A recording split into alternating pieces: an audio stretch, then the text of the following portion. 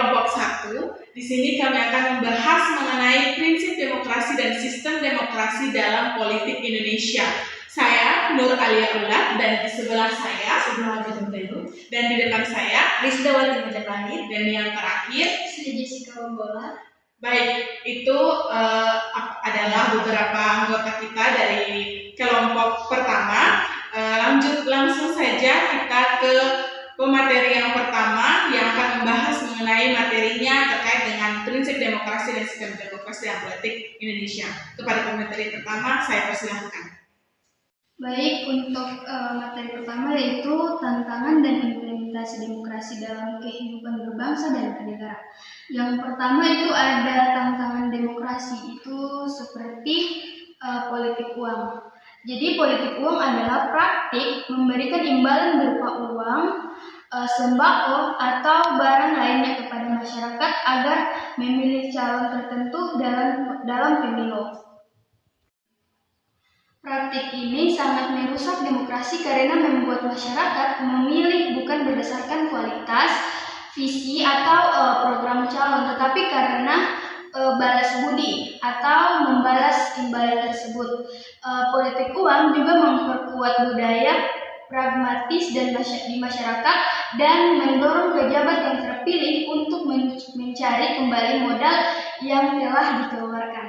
Contohnya, menjelang pemilu di beberapa desa, sering ada calon DPR atau calon kepala daerah yang datang diam-diam pada malam hari untuk membagikan amplop berisi uang kepada warga tertentu.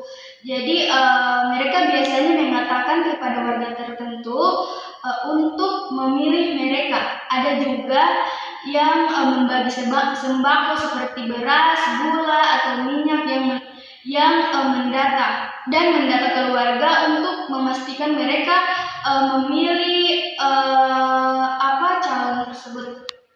Nah, jadi yang pertama kan politik uang, terus yang kedua yaitu hoax dan polarisasi di media sosial. Jadi hoax adalah memberi informasi palsu atau menyesatkan saat menjelang pemilu. Hoax biasanya digunakan untuk menjatuhkan lawan politik. Polarisasi terjadi ketika masyarakat terpecah menjadi kubu-kubu yang saling menyerang dan membenci hanya karena perbedaan pilihan politik. Media sosial menjadi tempat yang sangat cepat untuk menyebarkan fitnah, potongan video palsu, atau narasi provokatif.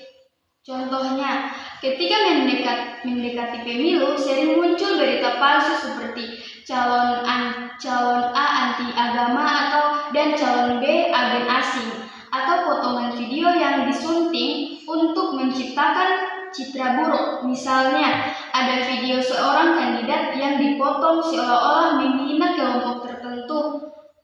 Terus yang ketiga ada korupsi. Korupsi adalah penyalahgunaan kekuasaan atau jabatan untuk keuntungan pribadi. Dalam demokrasi, pejabat dipilih oleh rakyat untuk melayani kepentingan masyarakat. Tetapi ketika korupsi terjadi, rakyat menjadi korban. Korupsi juga melemahkan kepercayaan publik terhadap lembaga negara dan menghambat pembangunan. Contohnya, banyak kasus kepala daerah, anggota DPR atau pejabat kementerian yang ditangkap oleh KPK karena menerima suap atau memotong anggaran proyek. Misalnya, proyek pembangunan jalan atau bantuan sosial yang dikorupsi sehingga kualitasnya buruk atau jumlah bantuannya tidak sampai ke masyarakat. Korupsi semacam ini membuat demokrasi hanya menjadi formalitas karena pejabat yang dipilih melalui pemilu justru memperkaya diri sendiri, bukan melayani rakyat. Oke, selanjutnya kita masuk kepada poin B, yaitu tentang implementasi demokrasi. Jadi di sini ada 3 poin. Yang pertama, pemilu langsung. Jadi Indonesia melaksanakan pemilu secara langsung, umum, bebas, dan rahasia atau jujur dan adil. Ini berarti setiap warga negara punya hak memilih pemimpin tanpa tekanan dan suaranya dihitung sama, baik orang kaya maupun miskin.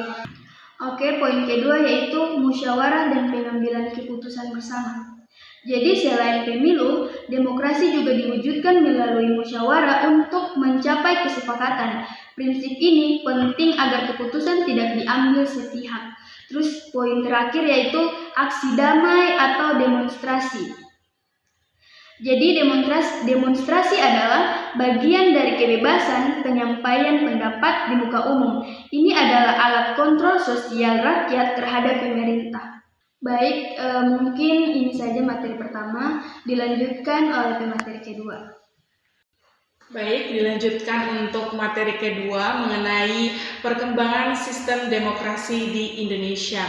Jadi di Indonesia untuk perkembangan Indonesia sendiri dia tidak statis, di mana dia mengalami perubahan signifikan seiring perjalanan sejarah bangsa. Jadi di sini ada 4 periode dalam perkembangan demokrasi di Indonesia.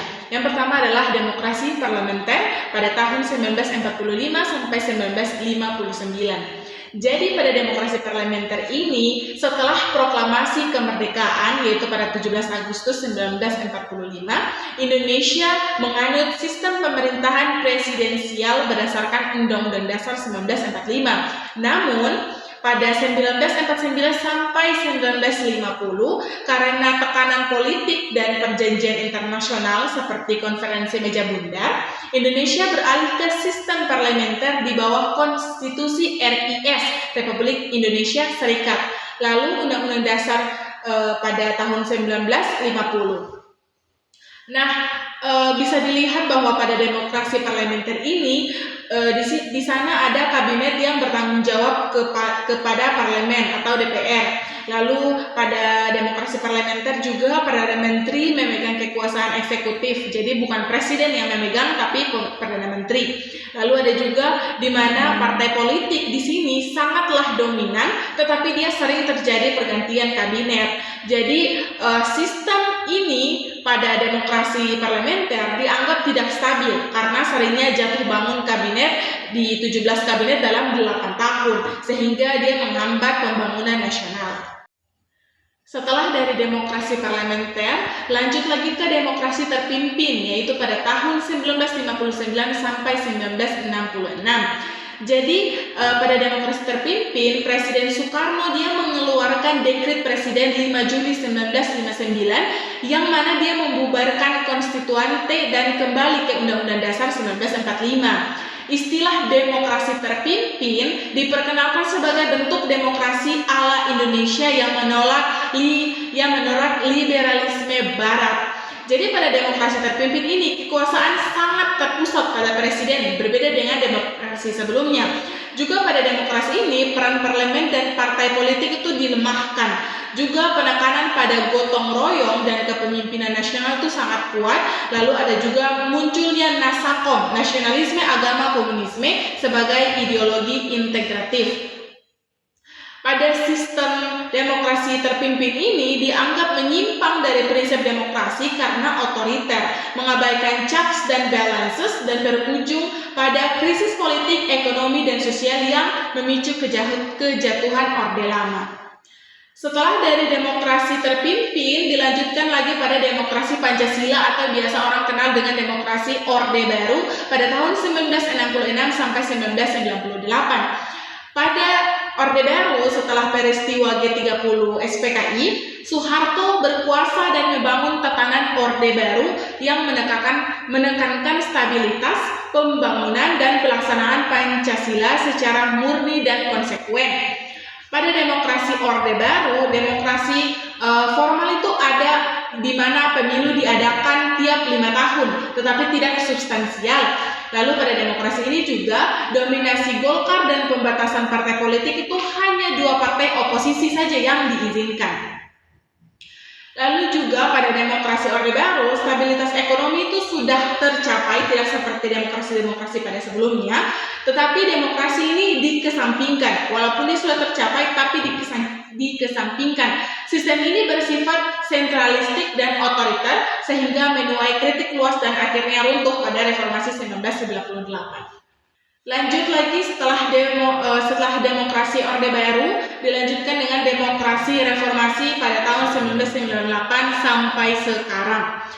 Jadi pada reformasi 1998 dia mengakhiri kekuasaan otoriter Orde Baru, lalu dimulailah era demokratisasi yang lebih terbuka, di mana amandemen Undang-Undang Dasar 1945 dia memperkuat demokrasi. Lalu pemilu juga langsung untuk presiden, gubernur, bupati, dan wali kota, dan juga ada kebebasan pers, kebebasan berserikat, dan HAM dijamin. Lalu pada demokrasi reformasi ini desentralisasi kekuasaan melalui otonomi daerah, juga lembaga independen seperti KPK, KPU, Bawaslu, dan MK itu sudah dibentuk.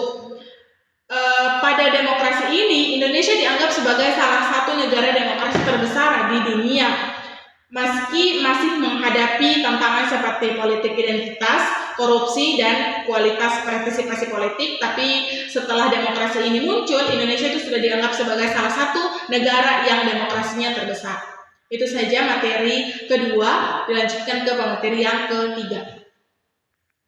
Poin berikutnya yaitu sistem yang berlaku di Indonesia saat ini.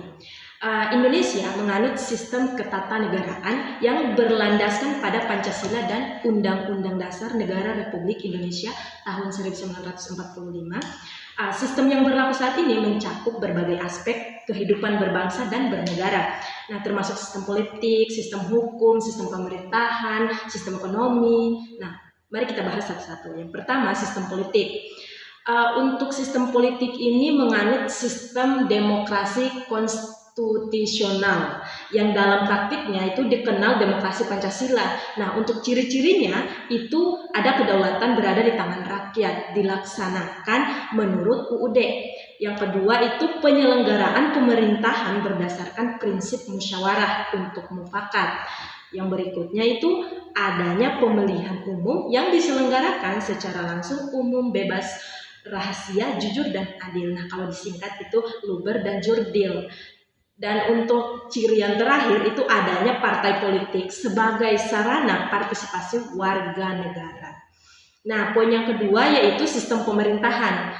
Nah, untuk sistem pemerintahan ini itu negara Indonesia menerapkan sistem presidensial dengan ciri-ciri sebagai berikut. Presiden sebagai kepala negara sekaligus kepala pemerintahan. Ciri yang kedua itu menteri-menteri diangkat dan bertanggung jawab kepada presiden, bukan kepada parlemen. Ciri yang ketiga itu tidak ada pemisahan kekuasaan secara mutlak, melainkan pembagian kekuasaan atau separation of powers dalam bentuk tripartit, legislatif, eksekutif, dan yudikatif.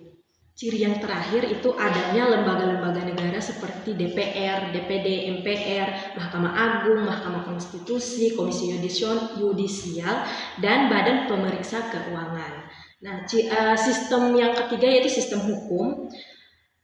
Kalau di Indonesia itu sistem hukumnya positif yang bersumber dari Undang-Undang Dasar 1945 dan undang-undang atau peraturan pemerintah pengganti undang-undang. Terus ada peraturan pemerintah, peraturan presiden, peraturan daerah, dan yang terakhir serta asas-asas hukum yang hidup dalam masyarakat atau hukum adat dan hukum agama dalam konteks tertentu. Sistem yang keempat yaitu sistem ekonomi, di mana Indonesia menganut sistem ekonomi kerakyatan yang berdasarkan Pancasila dan UUD 1945 Pasal 33 dengan ciri-ciri pertama, perekonomian disusun sebagai usaha bersama berdasarkan asas kekeluargaan. Ciri yang kedua itu cabang-cabang produksi yang penting bagi negara dan menguasai hajat hidup orang banyak dikuasai oleh negara. Nah, ciri yang ketiga itu perekonomian nasional diselenggarakan berdasarkan demokrasi ekonomi dengan prinsip keadilan, efisiensi berkelanjutan, dan berwawasan lingkungan. Sistem yang terakhir yaitu sosial budaya, di mana Indonesia merupakan negara yang majemuk, terdiri atas berbagai suku, agama, bahasa, dan budaya. Oleh karena itu, sistem sosial budaya Indonesia itu menekankan Bhinneka Tunggal Ika, toleransi antar umat beragama, perlindungan terhadap keragaman budaya daerah, dan yang terakhir pendidikan nasional yang berakar pada nilai-nilai luhur bangsa. Nah, itu saja penjelasan mengenai poin yang ketiga. Berikutnya akan dijelaskan oleh pemateri terakhir. Oke, yang terakhir di sini ada tantangan dan implementasi demokrasi dalam kehidupan berbangsa bernegara. Jadi di sini ada 3 poin. Yang pertama yaitu ada aksi damai atau demonstrasi. Aksi damai atau demonstrasi adalah cara kita sebagai warga negara menyatakan pendapat, kritik, atau tuntutan terhadap kebijakan publik secara terbuka, terorganisir, dan tanpa kekerasan. Yang kedua yaitu implementasi demokrasi. Implementasi demokrasi adalah penerapan prinsip-prinsip demokrasi dalam sistem pemerintah dan kehidupan masyarakat sehari-hari. Demokrasi tidak hanya sebatas konsep, tetapi harus dijalankan secara nyata. Yang ketiga yaitu tantangan demokrasi. Tantangan demokrasi adalah faktor-faktor yang menghambat pelaksanaannya demokrasi secara ideal dan adil. Tantangan ini berasal dari pemerintah maupun masyarakat. Tantangan utamanya yaitu politik uang. Mengubah suara rakyat menjadi transaksi, bukan pilihan rasional. Rendahnya literasi politik. Masyarakat mudah terpengaruh hoaks. Yang ketiga, ketimpangan hukum. Hukum tidak diterapkan secara adil. Contoh pada masa pemilu, calon memberikan uang atau bantuan agar dipilih. Akibatnya, pemimpin terpilih bukan karena kualitas, tetapi karena uang. Oke, itu saja materi terakhir yang dapat saya sampaikan. Terima kasih. Baik, itu saja materi dari kelompok kami mengenai prinsip dan sistem demokrasi pada politik Indonesia. Sekian dan terima kasih. Kami ucapkan wassalamualaikum warahmatullahi wabarakatuh.